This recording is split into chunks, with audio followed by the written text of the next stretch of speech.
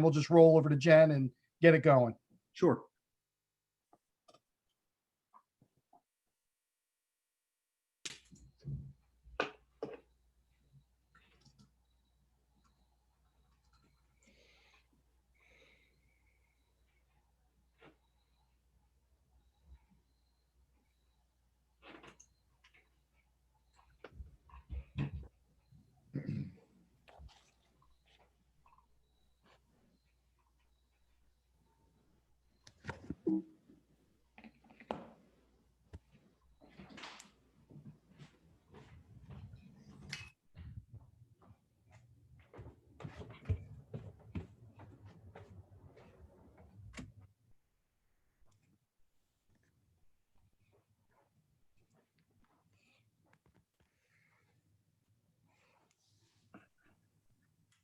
Mr. Webb, are we ready? Dr. Sandville, we're ready to go. Thank you, Mr. Webb.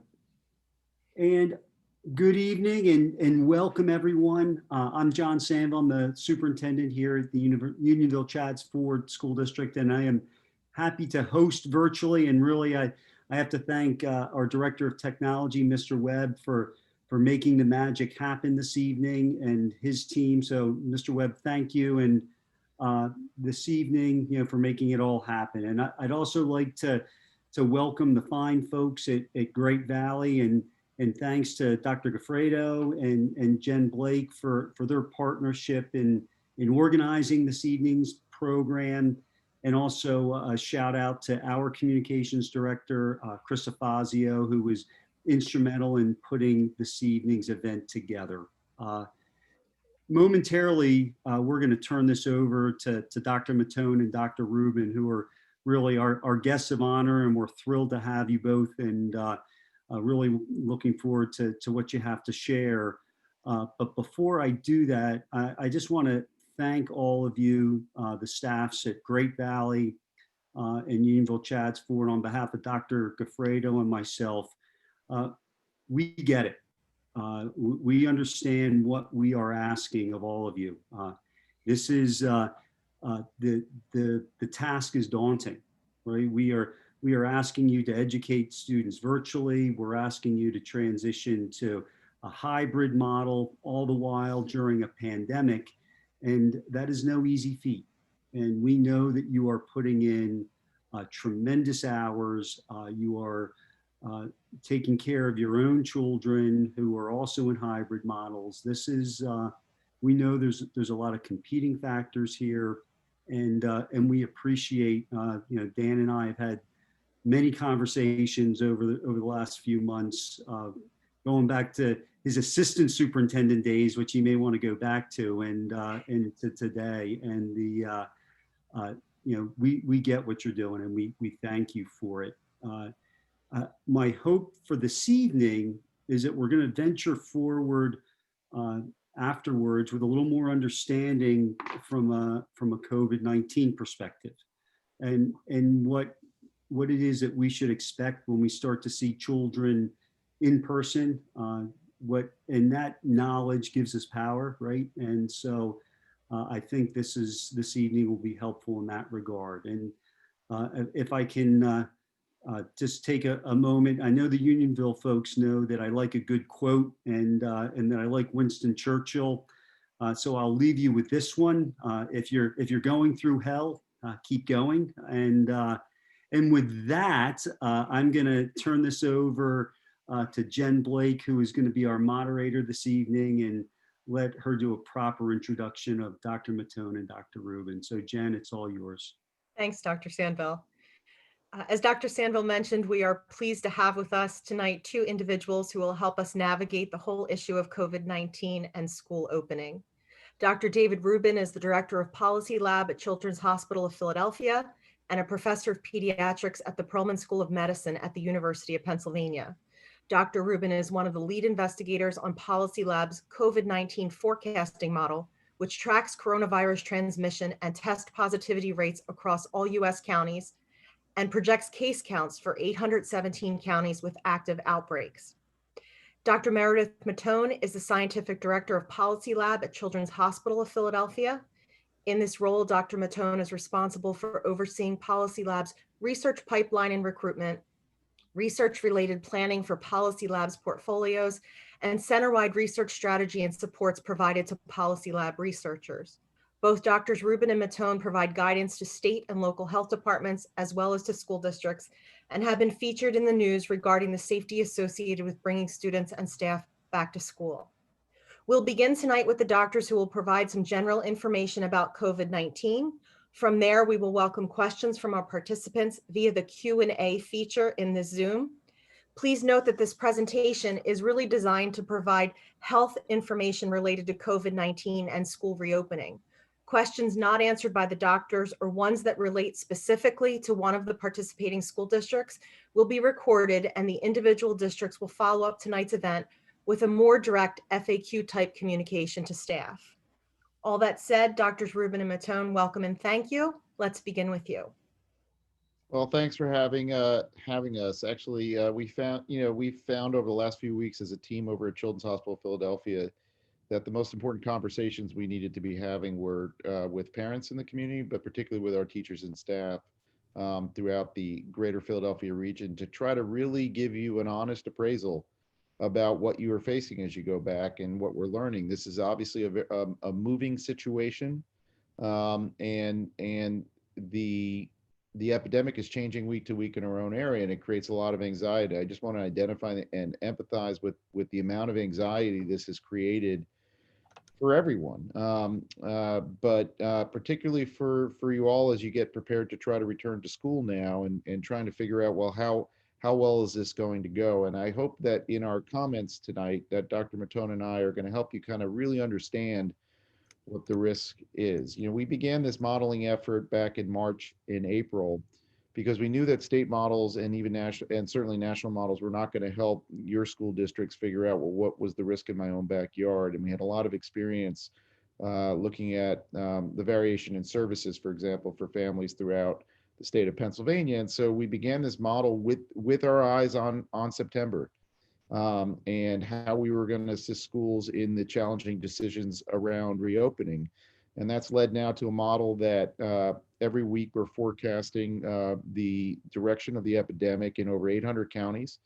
We are now up in all 67 counties in the Commonwealth of Pennsylvania with a separate dashboard that allows every parent, every staff member to follow case incidents, trends in weekly case incidents, trends in test positivity, which are two of the metrics that a lot of districts are following as they make the decisions, and not just to continue their incremental reopenings, but also when to potentially revert to distance learning, which I suspect that we're going to have to make some of those challenging decisions, and we're going to have to dial it up and dial it down. I will say that, there was a lot of discussion about the PolicyLab guidance that our team put out, and Dr. Matone is going to talk about the essential elements of a multi-layered public health approach to protecting against transmission within the school during the school day. But I'm going to talk to you a little bit about our decision making, which is, many folks saw our document earlier in August where we first said, that if you're just going to speed right into a full reopening, you better be at case incidents that looks like what Europe was back when they opened in the spring. And that was pretty much unachievable in most of the country at the end of the summer. We saw a very difficult summer with a lot of transmission. It was principally among younger individuals. And as we approached the end of August, we were starting to kind of come into the terrain for our upper threshold, which was about 35 cases per 100,000 per week with declining test positivity. And actually much of the Philadelphia region was moving in that direction, although things started to get a little worse towards Labor Day. We got college reopenings going on. We knew vacationers were returning. And we made a challenging decision to delay our recommendation to reopen schools, particularly as we awaited the impacts of Labor Day, which were substantial in some areas of the country. They were present in the Philadelphia area, but they subsided fairly quickly by the middle of September, putting us in what has been what I call our window of opportunity, where you have the lowest case incidence you're probably going to see in the last couple of weeks between now and next spring. or at least until the vaccine starts arriving and starts to penetrate into some of the disease transmission. That said, I think, what we had a couple other, as we now kind of, we moved into September, there were a couple other things that were, as we put together our public health approach, we sort of saw a recipe, which was basically if we could get some declining incidence, that could establish a safer zone to kind of stand up these protocols that Dr. Matone is going to talk about. But we were also aided by new data from the children's hospitals that came out late in August. It wasn't featured in the media. It came as a research letter to one of the medical journals that looked at the pre-procedural COVID screening rates among children presenting to the children's hospitals, including in Philadelphia, in terms of what the positivity rate was for those kids who were not sick. They were just showing up for elective surgery. And that was done throughout the country. And it allows us now to take a look at what case incidence is in an area and understand what that means for a school of, let's say, 1,000 kids on day one. At the levels we've been in, let's say in the Delaware County area or the Chester County area, 40, 50 cases per 100,000 per week. That actually now has allowed us, based on these data, plus other data coming in from schools that have been testing, particularly our private schools, to estimate that a school of 1,000 might have 5 children and maybe a staff member or 2 who show up positive in week 1. And you should expect that you're going to have cases every week as long as that incidence remains. Then the question becomes, at that level of incidence where there are 5 kids who were circulating, might be asymptomatic, but might be COVID positive, with people wearing masks and doing all the things that Dr. Matone is talking about, what is the likelihood that, that your protocol with its multiple layers can safely assure that you're not going to have outbreaks originating within the schools? It's also allowed us to say, well, is the difference between 50 and 70 that substantial? Is 5 or 7 going to change your opinion on how well your protocols can protect against transmission in the school? And it's allowed us to now revisit in terms of what, we're moving away from focusing on the absolute threshold now. And in a call with the county health department directors, you have 4 county health departments in the Southeast region, including a terrific Chester County Health Department that serves you, where they are following every single case in schools that have now reopened. There are lots of schools throughout the area have reopened, and they have yet to find a case across these health departments where they have proven transmission within the schools during these reopenings. And some schools are more open than others. In areas in Bucks County, they have full school reopenings in many cases. So that lends us a lot of confidence, even at a time when there's some uncertainty about the directionality of transmission, that schools have a good runway for reopening with protocols that can make you safe as you return to school, and assure that the cases that are coming to school are most likely coming from infections that were acquired outside in the community. And the final note I'll say now is I remember, and I've talked to other schools about this, I remember back in April or May when the hair salons just reopened. I don't know if those of you remember, there was a hair salon in Missouri in which 2 of the stylists were symptomatic with COVID, and these were adults. And they took care of about 140 clients. Both were wearing masks, both were in close proximity for a much greater period of time, probably 30, 40 minutes at least, than close contact suggestions would suggest. But in the presence of those masks, none of those 140 people got infected. That type of data is extremely valuable as you reopen schools and should give you confidence that these protocols that Dr. Matone are going to describe are going to work, because there's many different layers involved. And so with that, I'm going to pass it to Dr. Matone, and she'll talk about sort of what are the essentials of a school health plan. Sure. Thanks, Dave. So I think just to sort of start off and reiterate a couple of the concepts that Dr. Rubin was talking about, I think, when we think about what makes us for a safe school reopening, really it's not one thing. And we also go in sort of building school plans, knowing that there's not going to be 100% fidelity to every intervention.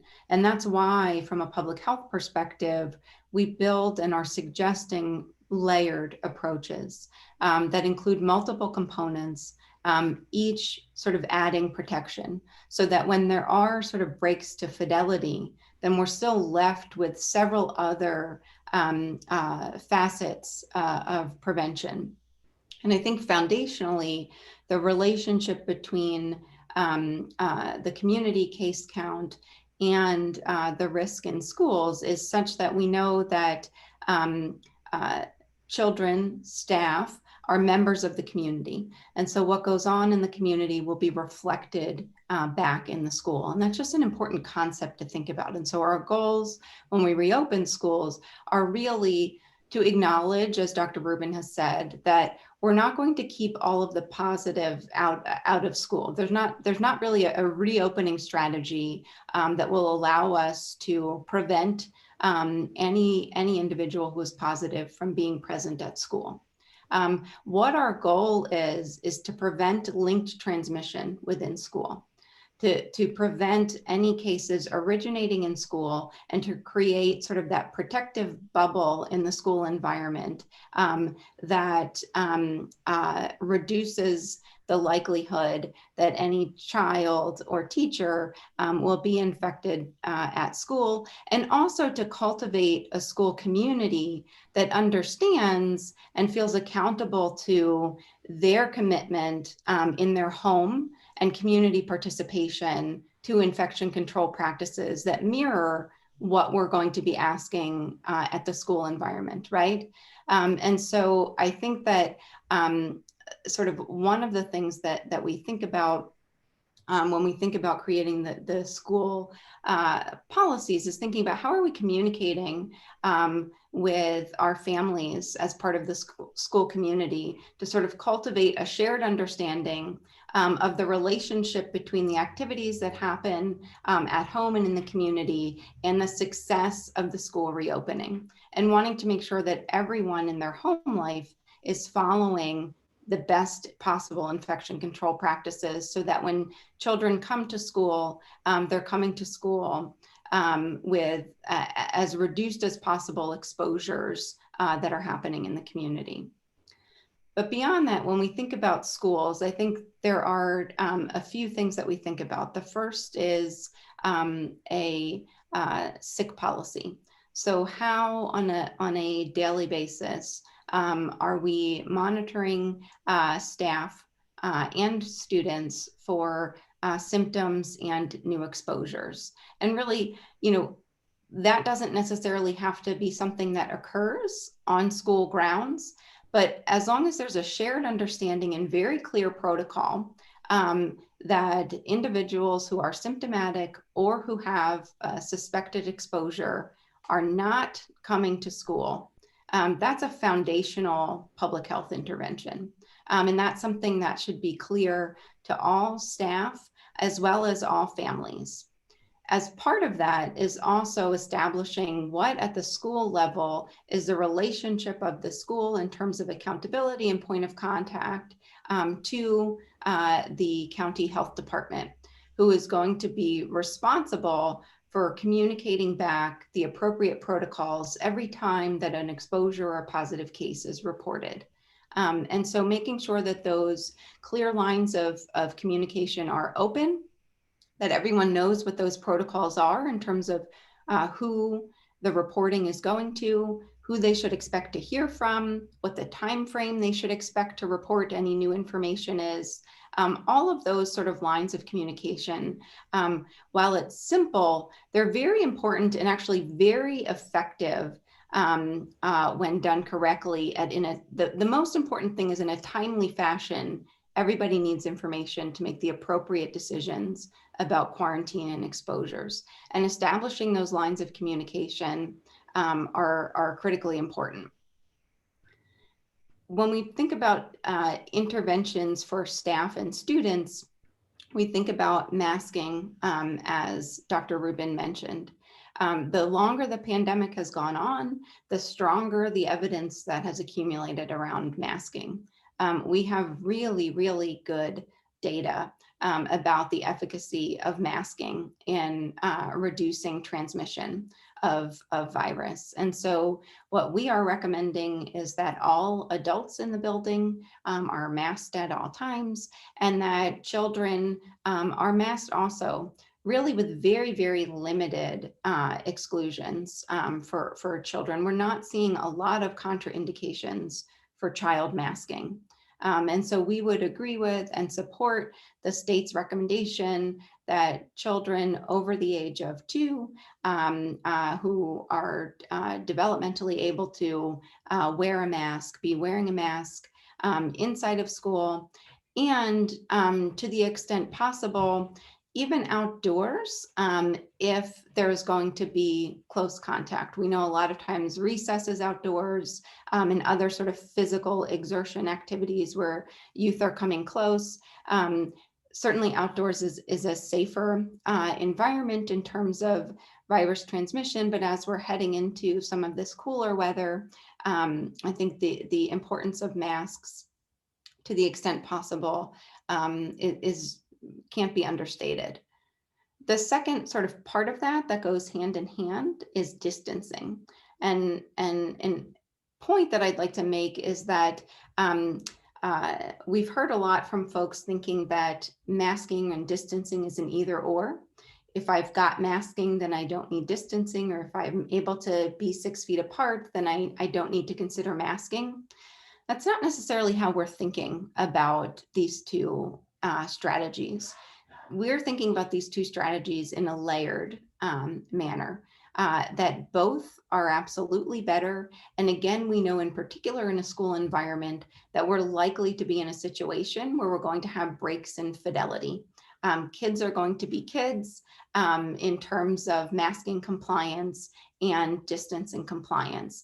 To the extent that we have 2 layers of protection, that's really what we're looking for. And I think, again, the evidence is very strong that neither one alone is a silver bullet, that to the extent possible, as feasible, using both of these strategies is your best bet for protection.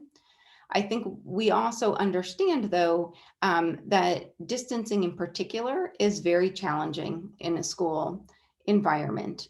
We know that classrooms and teacher-class ratios were not necessarily designed for children to be 6 feet apart.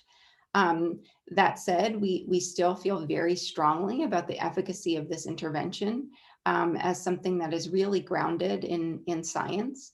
And so we know there's been sort of discussion of 3 feet or 6 feet. By and large, we're fairly strong proponents for 6 feet of distancing. I think in circumstances where 6 feet is not feasible, I think those are the circumstances where I'd really be thinking about as strong of mask compliance as possible, and reducing the duration of time that we have individuals sort of congregating less than 6 feet of distance. The last thing that I'll sort of talk about and I know I've talked about these in broad strokes, and happy to answer sort of more specific questions because we understand that the implementation of all these things is very complex and nuanced. But the last thing is around hygiene and disinfection. And I think COVID, like any respiratory virus, it's important to think about enhanced hygiene and disinfection. And so from a hand hygiene perspective, I think what we're recommending is that we use this as an opportunity to increase hand hygiene practices in the school, to increase sort of health education to students, so that best practice in hand hygiene is top of mind for everybody, and that it's incorporated throughout the day. So around meal times, around restroom times, that these are all points in the day to remind and sort of do best practice around hand hygiene, and that the use of hand sanitizer and having that be available, particularly around shared surfaces and entry and exit to classrooms, is beneficial. And then disinfection, I think about sort of how environmental services protocols normally operate in the school. And if it's normally sort of an end of day cleaning, then what we might recommend is sort of a little bit more than baseline. So maybe a midday and an end of day cleaning of restrooms, for example.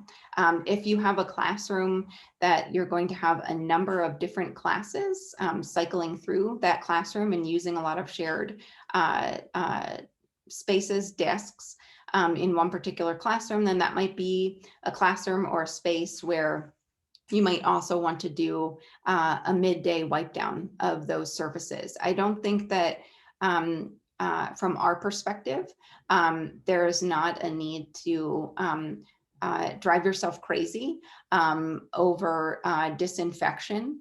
It's definitely important, and we would definitely recommend sort of an increase from baseline, but it is not something that needs to be incredibly complex. So with that, maybe I will, it's a lot, so maybe I'll pause and we can go through questions. Like I said, I know that the implementation of this, it's all in the details, sort of what this means and how to interpret it. Great. We do have a number of questions that are coming in around some common themes. I'm going to do my best to sort of group them and ask the questions accordingly. But the first is, we certainly see a common interest in returning to more in-person instruction for our students, but we want to do that as safely as possible. As we think about bringing kids back, is it acceptable to start thinking now about bringing our youngest learners back into school with less than 6 feet between them, perhaps 3 feet, if the transmission rates are lower for that population? And then the same question for the older population of students. How relevant is that 6 feet distancing? Well, I'll just say that, obviously you got to make practical decisions in what you're doing, but I'll tell you that of all the interventions that we have, physical distancing is the most effective intervention. I wish I could say the other ones were better, but so if you're going to trade physical distancing, you have to ask yourself in a multi-layered approach, can I boost other things? And we understand we have had this discussion around busing, if you can't do the distancing on the buses, then you got to open the windows, or maybe you have a bus monitor to make sure everyone's keeping their mask on and sitting in their seats. And maybe you're assigning seats on the bus where siblings are sitting together, you're cohorting kids. And this is where we have to be creative in terms of boosting different strategies when you're going to sacrifice on others. You're just sacrificing a lot when you go down from 6 to 3 feet. I also think for the teachers and the staff, I would want to distance them further. If you're less de-densified in the classroom, well, then put some more distance between the teachers and the kids. And in the elementary school, in the early elementary age, you can't entirely do that, right? And so, for those teachers who are going out, because it's a little more hands-on, 6 feet, 15 minutes, right? Particularly for the teachers. Because at the end of the day, people have also asked about, I saw a question came up about the case incidence rising in kids, and what does it mean that more kids are getting infected? In general, it still means not very much. I mean, even in college students, we're not seeing a lot of severe infection in the kids. This is largely about reducing the likelihood of in-school transmission events so that the kids who are not infected at home don't bring it home to their families. All right. But really, it's principally about protecting you and assuring that you can do your work safely and educate kids this year. And to that degree, you just have to think through these multiple layers. And when you make those pragmatic decisions, recognize the ways in which you can boost your effectiveness or your layers in other ways to mitigate risk. And that's probably the best answer given the practical realities of what many schools are facing. Okay.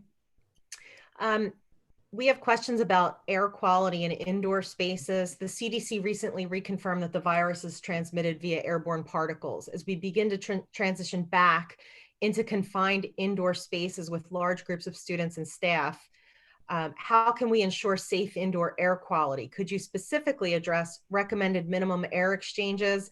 And if those can't be achieved with existing HVAC equipment, is there anything we can do? Well, first of all, I mean, there's been a lot of politicization of what the CDC is actually saying. I mean, I'm not surprised that there are some episodes that have been linked to aerosolization of this virus, all right, which means tiny droplets. But there has been no change in our opinion at the Children's Hospital of Philadelphia that the primary mode of spread of this virus is by large respiratory droplets. And why do we say that? Because the best evidence of what's really happening is what's called the secondary attack rate in households. And that, you know, when you look at other members of a family who are infected, when there's an infected member of a household, which is obviously close confinement as well too, it's about 15%. Now, what does that mean? Well, that's typical of influenza, and it's typical of a lot of our respiratory viruses that spread by respiratory droplet. It's not typical of measles or varicella, where you have much more significant transmission, and the secondary attack rate is nearly universal in those households. So, you know, nothing's ever binary in our world. Like, you know, there is no yes or no. And I'm not surprised that in certain circumstances, a really dingy bar with, like, you know, no circulating air, that there could be aerosolization that occurs in the right, you know, winter climate or cold environment. And then you suddenly have rapid spread. Sure, that can happen. But by and far, that's not what's happening. And so you need to think, I would not overthink the ventilation issue beyond making sure you have acceptable ventilation. We have, I think, at Children's Hospital of Philadelphia, 6 exchanges an hour. I've learned more about, but I'm not a ventilation expert, so I don't want to claim. And many of the schools have worked to ensure that they have very similar levels of hospital quality air. And if our physicians can work in those kinds of exchanges, I suspect our teachers can as well too. There are some additional layering for those places that didn't have the opportunity to upgrade the air exchanges. You know, I'm not knowledgeable on the efficacy of the floor purifiers, but you know, I actually think the value add in terms of these mitigation strategies is clearly weighted towards physical distancing and masking, and then the hand hygiene and keeping sick kids out of school. And you do the ventilation if you can. But don't overthink the contribution of that ventilation unless you're really in an older building that is not providing sufficient sort of what everyone would agree to as basic levels of ventilation within the schools. I think the only other thing that I would add is, again, I'm not a ventilation expert, but in our sort of review of the evidence from the folks who are doing this research is that, you know, even very simple things like a window cracked 4 to 6 inches significantly improves the circulation in the air. So to the extent that that is possible, and, you know, again, in buildings where the HVAC system is maybe not doing 6 exchanges, at least 6 exchanges per hour, whatever it may be, I think there are things that that do work really well, like very minor things like making sure that the settings are set to not recirculate indoor air, but to be pulling air constantly from the outdoors. So I think these are things that schools can do in consultation with their HVAC sort of consultants and providers or environmental services, whoever is responsible. But as Dr. Rubin said, keeping it very simple, knowing again that this is not the predominant way that the virus is spread, and that there are very simple ways to improve air quality that don't require renovating an HVAC system. Thank you. Another theme in our questions relates to the transmission of the virus on surfaces. Specifically, what's the risk of contracting COVID-19 from a surface that a student has touched or shared, like a desk, maybe student cubbies, science lab equipment, or even things like paper supplies or library books? Is there a time that those things should sit dormant before they're used by the next group of students, or what are the protocols around that? We've had a lot of discussion about foam, what's called fomite transmission, which is getting infected from touching an object and then touching your face or touching your eyes. I will say for the teachers out there, one of the things that I'm recommending is if you do wear glasses or you want to wear goggles, don't, it's not just the mask, but there is value of wearing those goggles in terms of touching your eyes. There was even a study I saw earlier from overseas that suggested that they were seeing fewer patients with eyeglasses in the hospital. Sort of consistent with the hypothesis that the glasses do protect you to some degree as well too. But the reality is, with regards to fomite, and even the CDC has said this, and it was controversial when they discussed this. But before the CDC became politicized over the last couple of months, they had actually said that the risk of fomite transmission is extremely low. Like when you get your mail at home, you don't need to, you can open your mail. That they weren't seeing significant transmission off these surfaces. That said, when kids are coughing in the class, and they cough on a desk, the reason why we do the hygiene and disinfection is because there could be viable virus that lives on those surfaces. But I would suggest regular and maybe increased hygiene and disinfection of the classrooms. But beyond that, I would just make sure the kids are using hand sanitizer. I think that's probably what I would do, but I wouldn't want to overdo it where you're constantly wiping things down all the time. Dr. Matone, you have anything to add to that?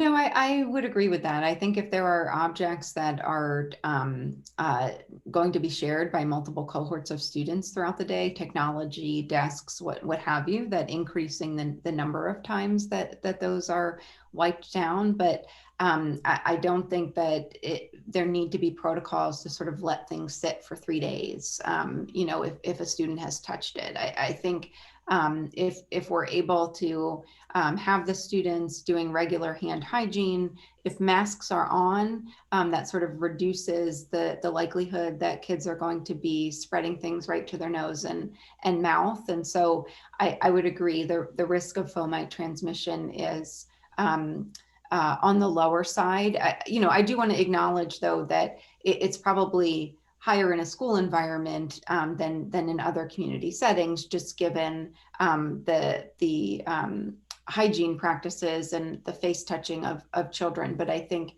again, not something to go crazy over, as long as they're sort of sensible. If 6 kids have touched this, maybe I'll give it a wipe down before I give it to the next child. That type of thing, rather than sort of standard protocols of keeping track of how long we've quarantined a particular object. I don't think we need to do that. Thank you. Some of our participants have questions related to programs like music. The questions are related to, what's the safe distance between performers? And is there any time when students are indoors that they could unmask and sing? Well, we're going to enrich some of our recommendations soon. So stay tuned. We're doing a revision of our guidance, and we're going to focus a little bit more on music. And we've been in touch with a couple people of really interested and thoughtful people out there who have reached out to us on that. Clearly, singing and even the use of wind instruments in the band are considered significant potential risk. I don't think the data is great in either way in terms of how much additional conferred risk. There are studies now going on around the country that are very early to try to understand the nature of the risk, but we've seen very significant outbreaks through choir practice throughout the country. Those have been well established in indoor environments. So I see a lot of music programs moving kids outside, recognizing that's going to, again, you're layering on new strategies. So you're moving kids outside. I see people spacing folks out. We talked about 20 feet. I think that probably was extremely conservative. In the presence of masks, we just don't know in the presence of masks how much you can, make that shorter. But, because the risks of outbreaks have been so high and the amount of virus expelled much higher among the singers, it's important to consider, and I would want to keep kids fairly far apart in indoor. And I don't think we're at a level of transmission now that we can remove the masks. If you're standing 15 feet apart outside, I think that is an opportunity that you could do that. And I think that's fine. I think we're going to do smaller quartets this year. There are some new there are bell covers that people have been using for some of the instruments. I still think the jury's out on how much those are protecting against virus being transmitted, and certainly suspending droplets in the air. But certainly your wind instruments in particular need to be spaced out a lot more. I think you can use your regular 6 feet and your regular distancing, everyone wearing masks for the rest of your instruments in the band. But I think you're just going to have to adopt new routines where you're either practicing outside or working in smaller groups this year. I think the only other thing I would add is duration. We know duration matters. And so if there was, in the past, a 2-hour choir practice, I might suggest shortening that, particularly if it's indoors. So I think that that's another sort of component that folks have been talking about when we think about sort of the spacing, the masking, and the duration when we're thinking about music programs. If we had all the testing we could have, I mean, Hollywood is going and they're, and theater is going, but they're, back, but they're using frequent surveillance testing to try to minimize the likelihood that a positive individual is introduced, much like the NFL. I would think of, music to be very much like football. It's a high exposure likelihood. And you just have to think about either ways to mitigate the risk and how you do it, or eliminate the risk through really strong compacts. If it's a small a cappella group and they're very much, they have a strong quarantine, these are the judgment calls you need to make because you don't know the circles outside of their life at school. But I think the risk for transmission would be extremely high if you get a little bit if you get a little bit too loose and fast with the protocols, particularly in those settings. Okay. We also have some questions and concerns related to our food programs and cafeterias. Specifically, what's the recommended distance that students should maintain while they are unmasked and eating? And what protocols are safest for those adults who are in the room for supervision during that time when students are unmasked? I would suggest that adults and sort of monitors, lunchroom monitors, be masked and maybe choose a separate time to eat when they're monitoring cafeteria time. And I also think that when we think about sort of what are the activities that present the most risk during a typical school day, that sort of shared meal environments and lunchtime is probably at the top of that list. And so from our perspective, sort of depopulating lunchrooms as much as possible is going to be sort of a very high value intervention. And I would say that this is a time where at least 6 feet of distancing at least is useful. And as much as it's a bummer for everybody, especially the students, I think thinking about classrooms or sort of smaller lunch cohorts is staggering meal times. These types of things to really depopulate cafeterias are going to be a very high value intervention. Yeah, and I'll just add, a lot of the schools that I've been speaking with are doing like quieter lunch times in the classrooms with box lunches if they can, but they're also doing quietly. The kids aren't talking and they're not sharing food and drinks. I mean, that's really the big risk. So some places are putting on audible books, they're putting on documentaries to try to encourage more of a quiet approach to lunchtime. And so there have been some creative strategies out there to reduce the amount of risk. The vast majority of our questions somehow relate to masking and questions related to that. So I'm going to try to break them into groups so that we can have sort of more digestible responses. The first is, can you weigh in on the mask versus shields versus plexiglass conversation? Specifically, which of those mitigation efforts is worth pursuing? What would you recommend? We would recommend masks, if it's masks or shields or plexiglass, hands down masks win. I think the evidence is very compelling. Shields are helpful, particularly for eye protection as an added layer of protection with a mask, but a shield still allows sort of virus particles to escape. I think the situations where we have children with learning differences or children with medical complexity that are going to have a difficult time with a teacher who is masked because they're not able to pick up on those visual cues. I think there may be situations where a shield is used without a mask.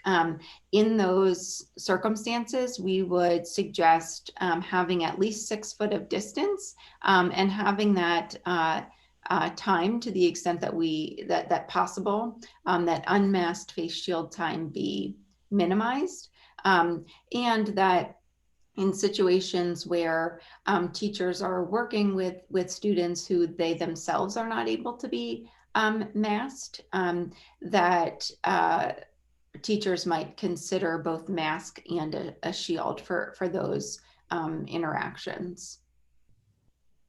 Dr. Matone, can I follow up with on masks? Can you talk about recommendations as to what type of mask? Because you talk about gaiters and single layer, all kinds of different masks out there. Can you talk about that for a little bit, please? Sure. So we are not recommending, because they're not as efficacious, certainly not for teachers and not for students either, bandanas or gaiters. I think masks are what we are recommending. Cloth masks are appropriate. Outside of medical settings, N95 masks are not what is being recommended. There's not really evidence to suggest that outside of medical settings that N95 masks are needed. So I think cloth masks, that are double layer, and there are a lot of mask options now that sort of have an extra pocket for an extra filter. There's a lot of really nice and affordable cloth masks out there, and we are recommending that those are efficacious and get the job done. They should be washed on a daily basis, or if they are sort of soiled during the day, that teachers have sort of a backup that they can change to, but at a minimum, washed with warm soapy water on a daily basis. You don't want to be reusing a mask day after day. Surgical masks, which can be purchased off of Amazon, are also appropriate. Those, if surgical masks are bought, and those are like the light blue ones that you've seen folks wear, that's a surgical mask, and those are disposable, so they should not be worn for more than 1 day at a time before disposing of them, which is why many folks are opting towards the cloth masks. So totally fine to use those. They get the job done. The thing that you want to make sure is that nose and mouth are covered completely, and that there's not big gaps. So really, more than the material of the mask is how well does the mask fit. The more sort of gapping here, the less efficacious the mask is. And so to find something that fits well, is comfortable, that you can keep on, because that's really the main goal. Some of the questions revolve around mask breaks and how to safely and effectively take them during the day. Specifically, is there a safe way for students to take a mask break at school without going outside? And if students take a mask break in the classroom, what risk does that pose to the other people in that space? So we're recommending that teachers that wish to institute mask breaks, that first, from what we've seen, if it gives you confidence from the schools in our area and across the country that have reopened, students are tolerating masking very well, and in many ways tolerate it better than we as adults do. They just go with the flow, and if this is the new norm, this is the new norm. And so I think we've created a lot of anxiety around this narrative of students that really we haven't seen play out by and large. It's going really, really well. That said, I do think there are times when, you as a teacher might sense, the kids could just use a break right now, or you're just going to build it in as part of your day. In that situation, what we're recommending is that everyone be distanced, seated, that it be a part of a quiet time where children are at their desk, distanced, and that the break be less than 15 minutes.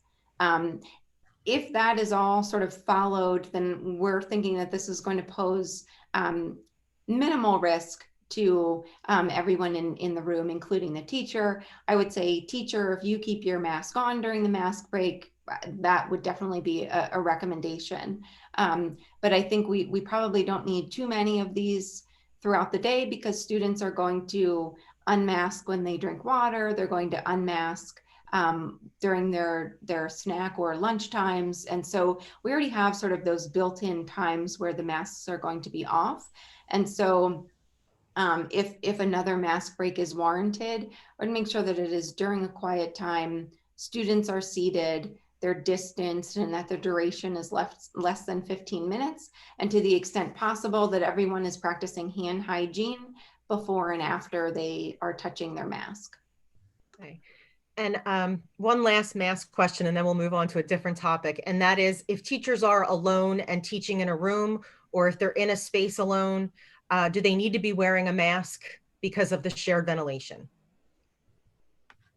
I would say no. We don't wear, we can sit in our offices, we take our mask off. Again, that's, with the aerosolization question, even in our pediatric offices, we haven't had any transmission at job. I didn't mention that, there was a lot of anxiety, and I think this is an important moment to say this. There was a lot of anxiety when we first went back to work at CHOP in March and April, when things were soaring.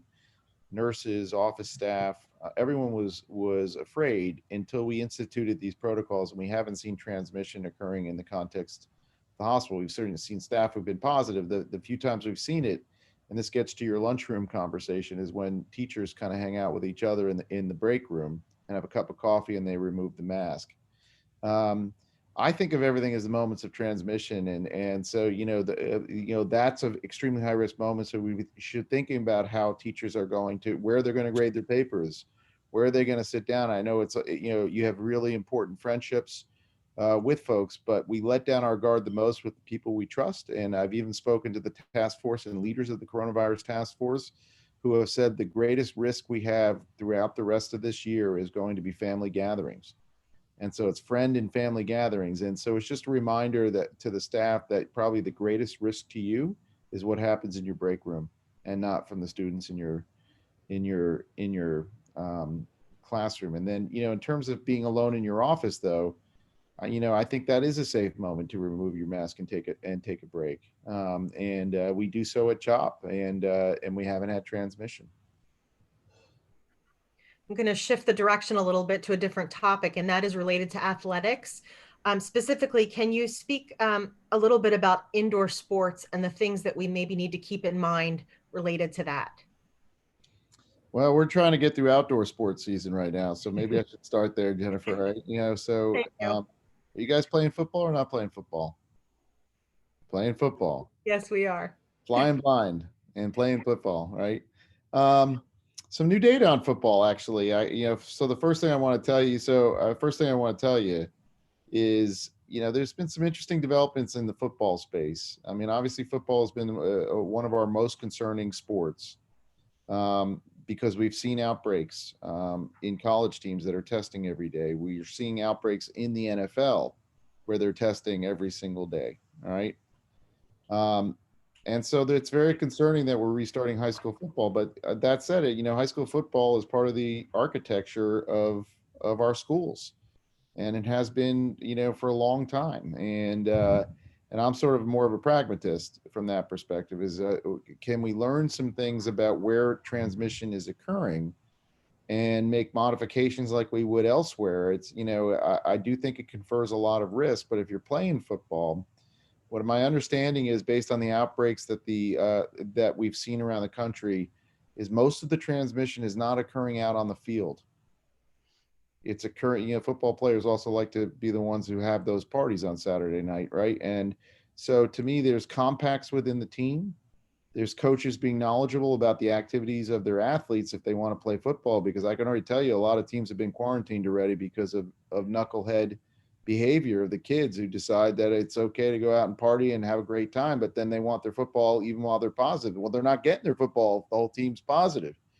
But the good news is it doesn't seem to be happening on the field. And when the Tennessee Titans played the Minnesota Vikings this past week, I don't know if people noticed that the Titans got shut down, but they played the Vikings, and several of those players were positive during that game. There wasn't transmission between the Titans and the Vikings that I know of at this point. We're still trying to track down the South Bend outbreak on the Notre Dame team, which happened during a pregame meal. So pregame meetings and meals, those are really critical moments indoor. If the coaches are letting players take their masks off or sit in close proximity to each other, they're blowing it.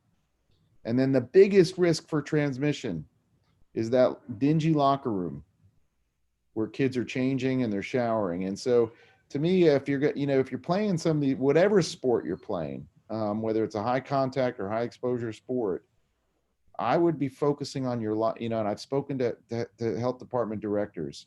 I'd be eliminating the locker room transmission risk. That's something everyone can agree to. Shower at home, or space them out to get dressed and then have them shower at home. But minimize the chance that that's going to be the moment where it happens, because it doesn't seem like the highest risk moment is actually happening on the field. Now, when we get to basketball and we get to indoor high risk sports, my job in the next few weeks is to try to reach out and get some more contact tracing information from some of the professional leagues. And I think we're going to have more to come on that in our guidance as we learn a little bit more about what the NBA, for example, has observed and what college teams are starting to observe. Is it the same pattern that we are seeing? That's an indoor sport with really sustained close proximity work, even arguably more than even football. And so there's a lot of different elements in the basketball court. And so, do you need to do frequent testing on those kids? Is that going to be more important for basketball than it was in football? I still think we're trying to answer those questions. Wrestling is another one that's extremely challenging. Ice hockey has been extremely challenging, but has been very much, a greater worry around the locker rooms, is my understanding. And then certainly the meeting of students and the partying of students outside the hockey rink. I'm not sure the junior hockey leagues where they're not dressing in the locker rooms and they're going home have seen outbreaks in the same way. So there are ways to mitigate risk for all these sports that are trading practical realities like we've talked about by layering on other approaches that you can't necessarily replace. And that's a long answer to say you got to be creative and you got to figure out ways to minimize the likelihood of an outbreak originating and then hope for the best. I'm going to shift us back into the classroom. I know we're getting close to our time, so we just have this and one more question. When we think about students and teachers together in a classroom, certainly a teacher moves around the classroom to deliver instruction. Is there any risk, or should I say, how do you mitigate risk for teachers who want to get within 6 feet of children while they're teaching? Well, I do that at my office every day, right? So 15 minutes. Make those episodes brief. And if you do so, you should be okay as everyone's masked. Make sure the environment is safe. And you can get within 6 feet. You just got to make those interactions briefer, and then step away. So the same advice would apply to people like school counselors or other professionals who meet in tighter spaces with kids. Sure. And try to, if you can, eliminate those, if you have the ability, eliminate those tight spaces. If you're going to meet with them longer, go walk outside, take a walk down the street with them. Right. Okay. If I can follow up on that one, Dr. Rubin, that you think about counselors, sometimes they're they're working with students who are emotional, they're crying, things are, do you have any guidance, additional guidance around that kind of a situation? Well, again, 6 feet, 15 minutes, right? Sometimes you need to put your arm around a kid. It's okay. All right. And certainly, part of your multi-layered strategy was the kid wasn't symptomatic when they came to school that day, right? So the risk of transmission is going to be lower. You remember what I told you in the beginning, at 50 per 100,000, you're at 5 out of 1,000. At 10 per, at 100 per 100,000, which is a number we may get familiar with in a couple of weeks. That's still only 10 per thousand. So even if you just pulled off the mask and hung out, and it's still a pretty good probability that that's not the individual if they're asymptomatic in the school. So when you add the concreteness to this, you want to do good. You don't want to. You want to protect yourself from getting this, but use your layered strategies. And don't see them as absolute. They work together in tandem, and they're not. Perfection is the enemy of good. And I think that if you embrace that, I think you'll kind of learn how to become familiar with this. I still put my arms around some of my patients and say hello to them, right? We're masked and in the office. I know they're there for a well visit. They're well. It's a brief interaction. I think, we have to feel comfortable accommodating that way. We can't just kind of all sort of distance from each other 100% of the time. Last question, and then we'll wrap it up for tonight. And that is, we're sort of asking you to use your research and your knowledge, and to some extent, maybe a crystal ball, to look into the future. We've heard in the media and in some reports that some are anticipating a spike in southeastern Pennsylvania in the coming months. Is that what your research suggests? Oh, yeah. I mean, we're all going to see it, right? And even I can tell you, I've reviewed the models this week. You're going to see a spike in Philadelphia this week. Whether it's sustained, we'll have to see. The collar counties have seemed to held. New York is really beginning its own surge right now. I mean, we're definitely past the lowest numbers we're going to see for a while. But again, it comes back to these protocols. And what's different now from where we were in September is we now have contact tracing data. And we've got teams in our health departments, particularly in our collar counties, that are getting much more sophisticated in their way they're tracing these individual cases. And we have to rely on them more than ever, because the numbers are going to look scary. But really matters is, are these protocols protecting our schools? And the moment we see, and I will call it, the moment we see clear-cut evidence that we're starting to see increased transmission originating within the schools, is a time we might need to hit pause based on the case incidents in the areas. And so we're walking away from absolute thresholds and more towards the recognition that we have teams on the ground that are going to help us make this decision, because our goal is to fight like hell right now to preserve our schools and to continue them, to have them be safe, even as there might be outbreaks occurring in the wider community at restaurants or bars or wherever these things are going to occur. Well, we are at the end of our time this evening. I want to thank all of our participants for joining. A special thank you to you, Dr. Rubin and Matone, for lending your expertise and insight. We're grateful for the time that you've spent with us and the information that you've shared.